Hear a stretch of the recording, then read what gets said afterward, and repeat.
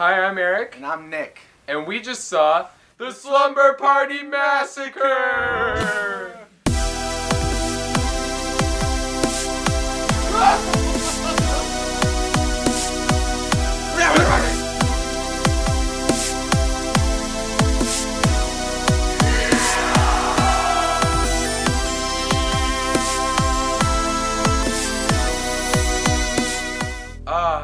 I really liked it.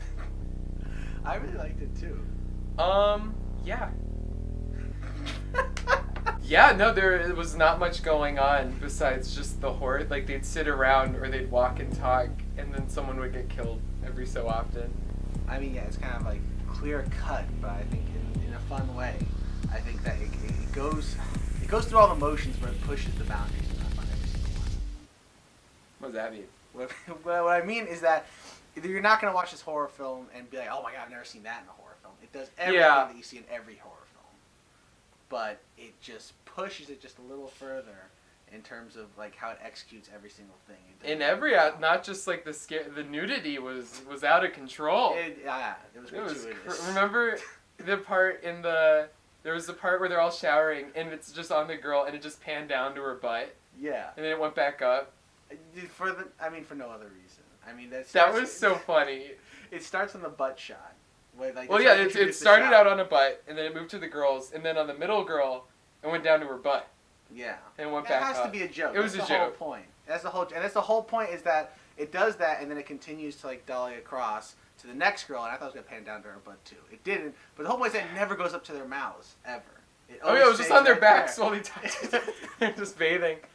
So what we got is basically these girls just have a party when a serial killer happens to be on the loose. There wasn't much more to it than just that. They're all like on the same basketball team or something like that. They're all basketball, and they weren't like very good. No. They talked about how good Valerie was, the lead, but that was it. Okay, and when did the film come out? 1982. When were sports bras invented? I don't know. There was none of that. There were nothing, and they were also super old. Yeah, they were like the high. Even if you take the high school consideration, Hollywood high school kind of. They looked the same age as their coach. I know. I was so confused. I got lost with who was who because they all kind of had the same hair, but also the coach was just like the same age as the girls. Yeah, because I went in and out a little bit of like actually following the story, and when they're cutting in between all the houses. So, like, you have the main house where all the killings going on, you have the other girl's house, and they cut to the other one. I'm like, which girl is this? And the setup was weird just because you had the main girl and her sister just kind of doing their own thing the whole movie. Mm-hmm. And they just come in at the end. Yeah, they're never a part of it. They're not a part of it. Weird structure. But yeah, it was a slumber party. There was a massacre. And, I mean, you really can't say much more than that. Yeah, no, it was pretty straightforward, which is nice. I like a nice straightforward. It's good to show to friends.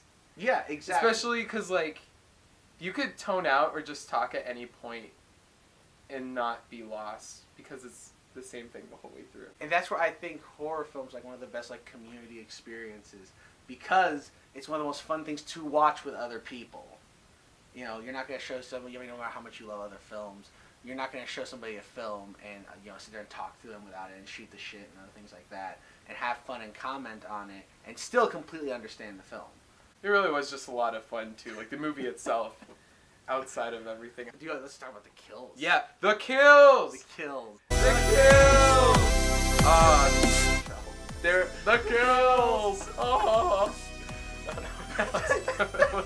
Nobody has did that. There was some pretty good stuff there. And on top of it, they just get right into it. They got right to the point with the girl in the car. Mm-hmm. I like the shot where she's just in the background banging on the glass and the guys were just talking. There's a couple of those shots where it's like the conversation and then shit going on in the background. Oh yeah, the same girl dead in the dumpster while they were talking, and then the fridge scene was good. The fridge scene? That was really good. The one where they come in through the window is where he comes in through the window and they're saying they're talking in front of the door. That was scary. That was really scary. That was like in Scream, calling the cops on the radio and the back of the car opens. You get right into it and you know who the bad guy is. Yeah, which was weird. Usually these movies have like a mystery element or something, but like just on the radio they said his name and then there's just this guy. Because it starts with like the newspaper, classic. Right. And then the radio. And I think they say it on the radio a second time as well. Yeah, there's like a serial killer on the loose. And nobody cared. Nobody cared. Nobody cared. Is that commentary? No. What was your favorite kill? My favorite kill was probably the car. Because the guy... She shook him and his head came off. That's the whole thing. That was so good. Finding the dead bodies were better than the actual kills for the most part. Because there's 2 off-screen kills, because if you include the pizza guy. I guy. think there's a pizza guy. So there were 11 kills in total in the film. I counted 11. Oh, I didn't. That's a lot. That's more than I thought. It felt like there were less. I mean, because I'm counting the pizza guy, I'm counting the neighbor. Killing the snails. Oh, yeah. Can we talk about the snails real quick? Yeah. That was weird. They just flat out killed I think they really killed a snail. Yeah. It looked real. They didn't put, like, the tag at the end of the film. And the guy was, like, 54. Like, he killed 54 snails. Why was he just killing snails? So, while one of the girls is outside checking the garage door, is that what she's doing? Or checking the garbage? I get confused between the two. Because there's a lot of stuff happening at the other house with the sister that nobody cares happening. That's just nothing. It's slumber party stuff. It was like a jump scare where, like, the knife came in. Was she looking at the snail, and then he was like, she's looking at something, and then she just chopped the snail in half. But then she leaves, and the guy's gonna kill more snails, and then he gets the drill.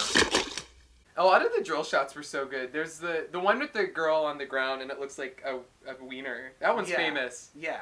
But then just like a lot of the shadows and just everything throughout, it was just a really stylistically visceral kind of tool. It's have that. Yeah. No, it was. Are there real drills like that? Is it for wood? Do you drill holes in wood with that? I don't know. It's gotta be holes in wood. Where are the extra batteries? Drill. Because later on in the film, you have the girl with the electric saw who has it plugged in. Right. Who you cannot. Yeah, you can't keep going with that. It was just like really, really threatening, really long, really phallic. Super phallic. Like maybe the most phallic weapon in a movie because it flat out looked like his wiener. What was your favorite kill?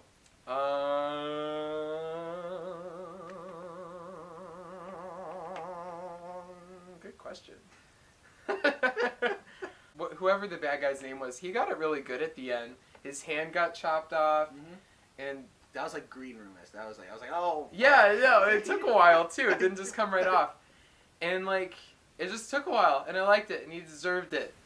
He deserved it. Did you like the fake out at the end though? The fake out kill where it's like he's not dead. No. I felt like it was much stronger. He's in the pool. The blood is pooling in. That was pretty great. Like it was pretty finite right there. Yeah. There was more. Yeah, and then it wasn't like they needed to continue for there was more of a resolution because when they killed him after that, it just everybody's face credits. So the end credits were super abrupt too. Yeah. There needed something else. There needed to be something else. It looked like they just had the close-ups of the people and they faded between them, and then it's just like, well, we ran out of footage. But the gore was good. The guy's eyes drilled out. That's the whole point. This isn't a film that felt cheap. Maybe some of the blocking was a little off. Like after he came in through the bedroom window, that whole fight was like. I don't know. That was a little off. There's a couple of focus pulls that were off. There's a couple of times just that was close to him that was just flat out was out of focus. But what I'm saying is that the production design that they went into the kills, that's where it doesn't feel cheap. That's where I told you when I saw 31, the Rob Zombie film. Oh, yeah. Where I just felt so cheap. And it just felt it was just shaking everywhere. It was just, you don't feel it. In this film, you feel every cut, every sort of stab, every drill. Well, I really liked, in 31, I liked Meg Foster. I ended up liking her a lot and thought she should have been the lead. Because everybody would have thought Sherryman was the lead just because she always is. Yeah. Whatever. But the whole point is that the kills were not cheap in this. No, it's like the whole movie elevated a little when they were on. There's also it was good. It was good. Yeah. Did you hear that? Okay. Oh, whatever. So I guess then we have just the tone of the movie. I thought it was really funny. On purpose, too. Yes, that's important. So that's the whole thing. It was thing. a satire. It was a satire. It was a satire. It had to be a satire. Yeah. It's the kind Super of film. on purpose. The girl ate like pizza off a dead guy and was like, I feel better already. It was, and then the whole fridge scene. It was very intentional. When they do the split up scene with the, I think we should split up. Yeah. It's like yes, it's a stupid trope that does happen so sometimes. Stupid. But the whole point is that the way that they said it. I think it was also interesting that it was written by a woman and directed by a woman. Directed by a different woman. Different, yeah, yes. Yeah, exactly. Interesting. But she still did the butt shots and everything. It's not like that's the male gaze if it's a woman doing it. No, that's the whole. I think even some of the stuff with the guys outside when it's like the peeping toms, the guys looking at the girls, it's like oh. The guys in this movie are so stupid. They are. Well, everybody was stupid. Yeah. They're all pretty stupid. They're all very stupid. Why did she not answer the door when the guy knocked on the door? She was watching the scary movie. Oh yeah, she was. It sounds like she could clearly hear him. She heard him. Oh, Valerie. And it's like, oh, somebody screamed next door, and then the lights went off or whatever in the garage, and then there was honking. And it's Call like, the coach for help. how long does the movie run? Because honestly, it felt Felt short. Yeah. It felt like an hour 24. Yeah. It 22. felt a little abrupt at the end. What did you think of the main baddie? He did what he needed to do. Like, he wasn't off-puttingly not scary. He got the job done, but he's a little forgettable. Yeah. Aside from his weapon, which is great. Like, if it's gonna be a movie where you kill everybody with the same weapon, I'm glad it was a good one. He did the kill at the beginning. You understood what his weapon was. The second kill, I think, had a bit of tension to it, with the girl with the blood dripping through the door in the school bathroom. Oh yeah, Yeah. That whole scene was really good. I feel like those were two great setup kills, and at that point you could settle into the killer in a house film. All right. So overall thoughts. What'd you think? Are we giving like a ranking system? I was thinking we could do out of 10. Out of 10? Actually, no. Okay, first episode, we're gonna do ours out of 100. What would you give it?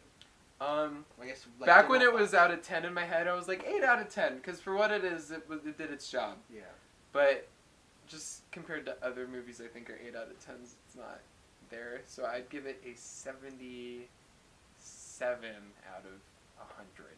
I would give it I would say just because some of like the technical aspects, which the film was, there's still a lot of great stuff in there for the film. What it was, I would give it like a 75 out of 100. 75. That's pretty close to mine because it's in the same one. So okay, so mine was 77. Yours is 75. So overall, this movie gets an 8 out of 10. 76 is in between. 3 stars out of 4. That's another whole different rating. Do you have a bathroom I could use? I do. It is the first door to the right.